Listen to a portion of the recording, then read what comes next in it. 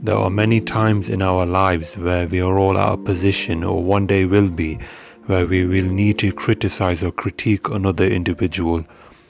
This is quite common, especially for those who are authority figures or anyone else in general who is responsible or in charge of other people. Not only that, we can also receive or give criticism to our fellow peers. Whether it's bosses, managers, teachers, parents, classmates, co-workers or even siblings, the main purpose for someone to criticize another is because the person receiving the criticism has done something that is either wrong or is perceived to be wrong to someone else. Now, why is it that most people do not like being criticized by others? Well, for some, it could be that they see themselves as perfectionists and do not want to make mistakes. But the reality is no one is perfect and we all will make mistakes in our lives. But the main reason criticism is seen as something negative, or also the fact the person receiving the criticism will take it negatively, is due to how the criticism is given in the first place.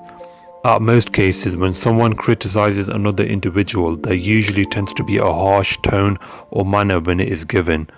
This is something quite common, especially for those who are bosses, teachers and parents. This could be because the person who's in charge feels disrespected or does not like someone overruling their authority. But not only that, but those who are in these positions usually deal with multiple people daily, so the level of responsibility and stress is high. So what they will do is, when they scold someone, they will usually speak in an aggressive and direct way, as if they are verbally attacking the person. They will use phrases like, "Look what you did," "How dare you," "What is wrong with you," etc. This will obviously make the person receive the criticism feel like, firstly, a victim and secondly, a target. They will feel alienated and may feel like the person has a vendetta against them. And because of this, when some individuals receive harsh criticism, sometimes they will continue with whatever it is that made them receive criticism in the first place, usually out of spite. "How dare he or she talk to me that way?" or "I'll show them" is the kind of mentality that people will have after receiving a harsh scolding. So, what they will do is ignore what was said to them and continue with their actions just to be a nuisance and attempt to irritate the authority figure. Once the authority figure finds out, they will of course become angry at this person and will scold them more, with more anger this time. The person getting scolded even more harshly will get angrier as well and will continue even more to get under the skin of the authority figure, and so the cycle continues. This cycle continues due to one major factor: the ability for both individuals to provoke a negative emotion from one another, in this case anger.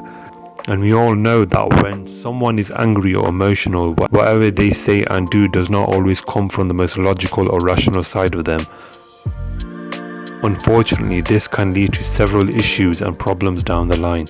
People could be angry with each other over trivial reasons, but that emotional response that they give out could branch out into more serious situations.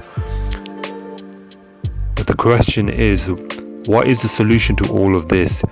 You see, the problem does not lie with the criticism itself, but how we give it. As I mentioned earlier, what exactly we say and the tone we use it when saying it makes all the difference and may provide different results. So instead of speaking harshly and verbally berating someone who did something wrong, instead try to be calm and patient. Try to understand why this person may have broken the rules or did what they did. Try to see things from their perspective and be in their shoes and try to empathize with them. Even if the person did do something or say something silly, still try to understand why they did it. There could be something more to it and we all do not know. When someone has done something or has said something wrong, they will automatically expect to be reprimanded harshly. But if the person who gives the criticism is very calm and friendly, this will shock and surprise the person. They would not expect the reaction to be so patient and understanding. This will quickly put the person at ease and cooperate much more easily. There tends to be a thing sometimes where the person receiving the criticism would match the emotion of the person who provides the criticism. So, if the person is angry, then the other person would be angry back. But if the person is calm, the other would be calm also. You would also notice this in almost any other sort of conversation you have with other individuals. Giving and receiving criticism aside, if you have a conversation with anyone and speak to them in a certain tone or manner, they tend to match and imitate that same amount of energy and manner.